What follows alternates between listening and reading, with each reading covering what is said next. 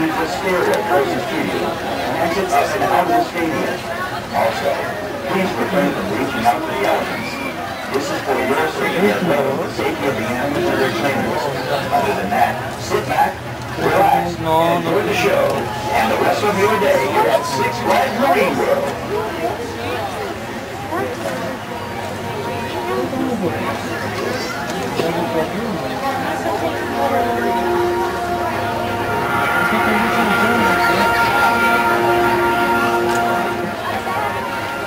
Ladies and gentlemen, you are about to be introduced to an animal that possesses an unmatched combination of size, strength, agility, and intelligence. So powerful, it can easily be retrieved, yet able to recover time. Known for its intelligence, which is believed to be equal to that of the great apes, dolphins, and gorillas. Loved by millions around the world.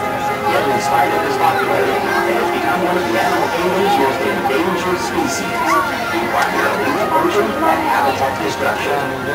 Six Flags Marine World would invite you to enjoy this rare opportunity to meet up close one of the world's most majestic and fascinating creatures, the elephant. Marine World created the elephant to provide a new way for you to appreciate and advocate for endangered elephants that is both stimulating and beneficial for the animals, as well as entertaining and education for our guests. You are seated at the traditional performance ring for elephants and the trainers that observe the historic Hawaii-style training that, for over a century, has been the primary in-person interaction to elephants for generations of Americans. Here you will find out possibly participate in a special relationship between elephant and trainer. After the performance, a trainer will be available to answer any questions that you may have. And now, you please welcome your host for today's performance.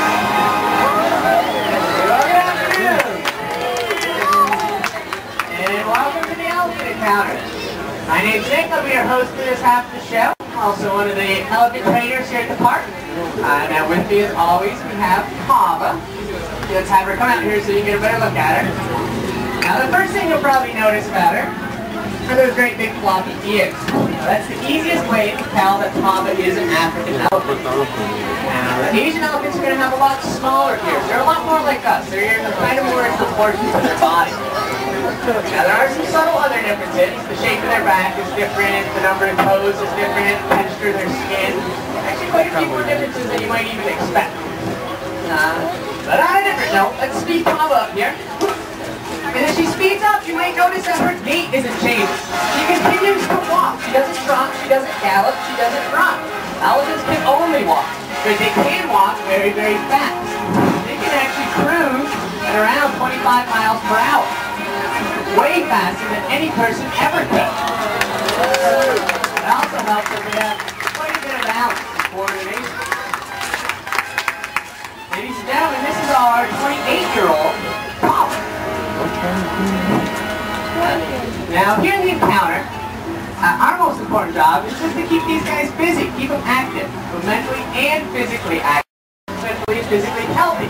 So to do that, we teach them quite a few different things, but the first thing we'll teach all of our elephants to do is simply to lay on their side. Now in all honesty, this is something they know how to do all on their own. I'm not teaching them anything new. But we're really teaching, we're teaching them to lay down when we ask them to. Now I do say ask. Pava here is about 9,000 pounds, so I really can't make her do anything.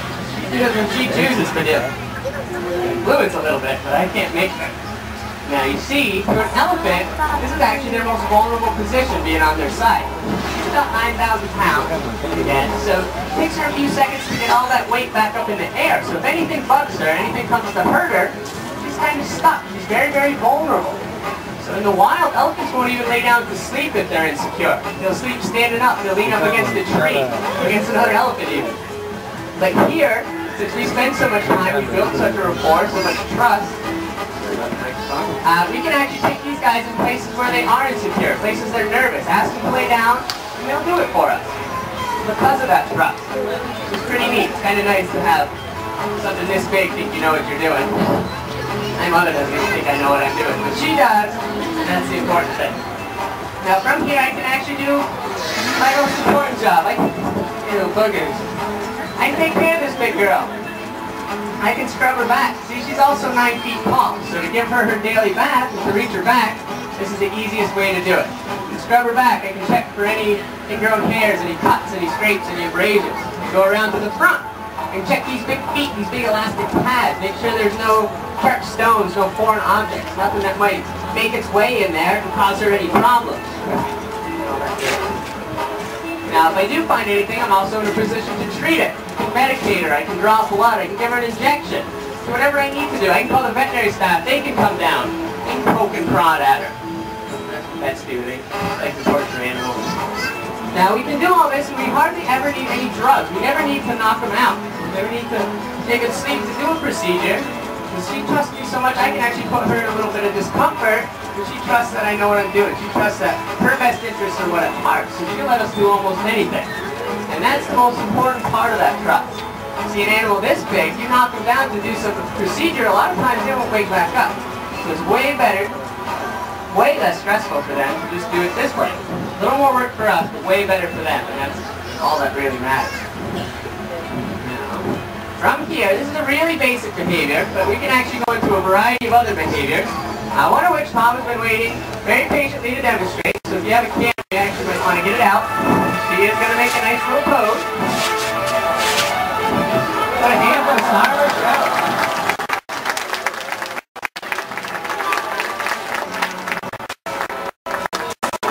There you go. So that right there is actually what's known as a muscle-specific behavior.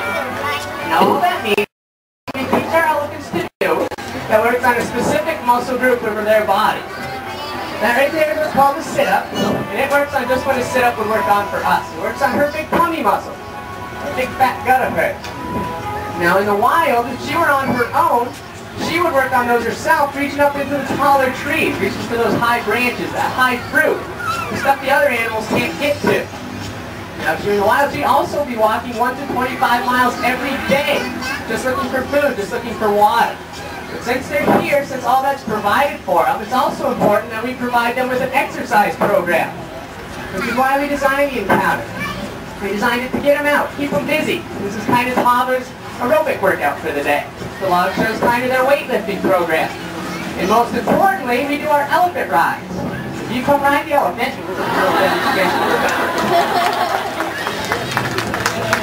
you come ride the elephants, you're actually helping us keep them in good shape. Very important to keep them going, keep them healthy, keep them a good weight. You never want them to get bored, because they're also very, very intelligent. About 2 feet on one side.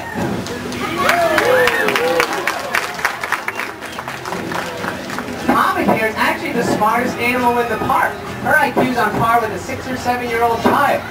So if you let her get bored, you leave her to her own devices, she's going to make her own fun, just like your kids will. And that fun they make is hardly ever productive. So we keep them busy, we keep them thinking. We make them do different things just to keep that mind active. Now, we talk a lot about how much she trusts us. But actually, now, it's not that far you can be. Come on. Now we'll actually show how much I trust her. We work on those tummy muscles one more time.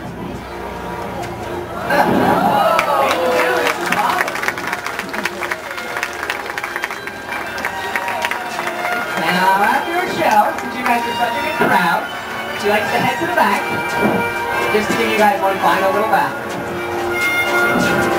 I got one more hand for our star.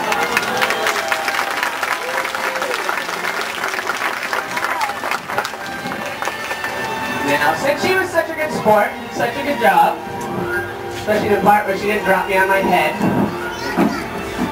I appreciate that. Crazy. She does get a treat. We get a big bucket of produce, and you guys can watch her eat. And the first thing you'll probably notice is that elephants don't peel anything. It all goes in. They do chew, though. They chew everything. They have 4 teeth in their mouth, 4 great big grinding molars. Each one's about the size of a red house brick. Weighs between 9 and 12 pounds. So she has about 40 pounds of teeth in her mouth. And then these things here, these tusks are also teeth. They're modified central incisors. And these things, this is why these guys have been shot and killed. Still in the wild, they'll kill them just for those tusks. So please, we like to ask you, please don't buy any ivory. We don't want to support that trade. The ivory's not worth anything to you, it won't be worth anything to the elephant. So please don't buy any ivory. I think you'll agree it looks a lot nicer on the hollow than it does in our home. Now what we like to do, we like to open it up to any questions. You need to blow your nose. Any questions? Go ahead, shoot. Yes, ma'am. Am I her only trainer? Actually, no. There's a man who works here who's been with her for about 16 years. He's been her primary trainer. I'm kind of learning the show and the secondary. I have a degree in biology. Here it's actually an apprenticeship program, a lot like any other trade would be. You kind of come and you're just around them, you clean, you scoop poop and you scrub the elephants and you get used to them and they get used to you and you kind of build your skills as you progress. But a lot of zoos do want you to have a degree to get into this kind of thing. Yes, ma'am? We can take them out of the park. We walk them around the park a lot. They're all trained to get into a trailer. If we have to, if the opportunity arises, we can do it. Any more questions? Yes, ma'am. Their lifespan, the average is about 45 to 50 years. Our oldest, though, is 66. They can actually get even into their mid-80s. That's kind of rare, but they can. We've had a few elephants in their 60s, though. We think all that we do with them, all that activity, kind of keeps them healthy, bumps that average up a little bit. Questions? How would you, sir?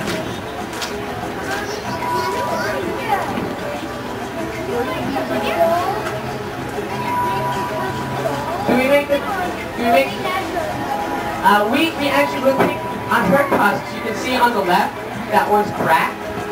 And if it cracks all the way in, up into the gum line, it'll bleed. She could actually lose the tusk. There's a cold cavity blood vessel up there.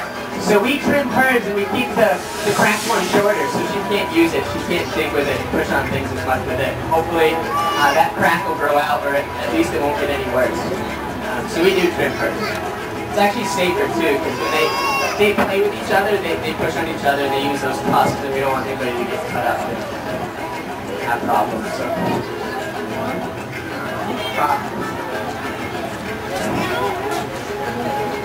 How many pounds of produce? They get about 10 or 15 pounds of produce. Altogether they eat 150 pounds of food. About a bale of hay apiece a day, and then about 10-15 pounds of grain. They're in the wild, they eat close to 500 pounds of food, 300 to 500 pounds. They just always eat, always keep going. Their metabolism.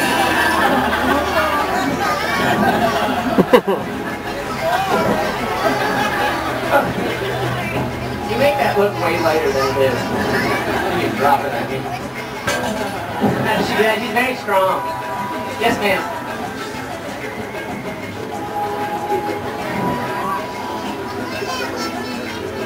I'm sorry. Wait, can you ask again, dear?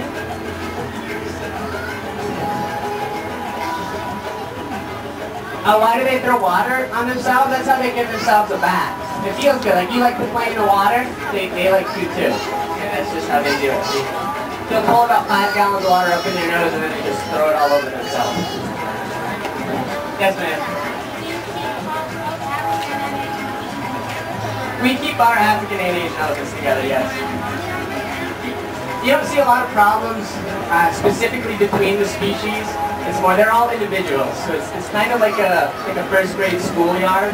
You'll see individuals will have a little bit of friction. We're kind of the teachers, the hall monitors. We make everybody, they have to get along. They don't have to like each other, but they get along. And that's more, between elephant and elephant, more personality to species. They're only the 2 kinds. They're only African and Asian elephants. We have 7 elephants. We have 4 African elephants and 3 Asian elephants. Can they interbreed? It's happened 2 or 3 times, but the calf has never survived. 2 or 3 times it's made it to a calf. They're actually a different genus. Depending on there's a genus and species. They're a different genus and species. So they're a lot more different than people think. They're both big and they both have funny looking noses. And other than that, there's a whole lot of differences. Actually, what we like to do now, if you have any more questions, feel free to stick around. I'll hang out for a few minutes. If not, down below in the sand, right behind you guys, they're going to do a logging demonstration with one of our Asian elephants.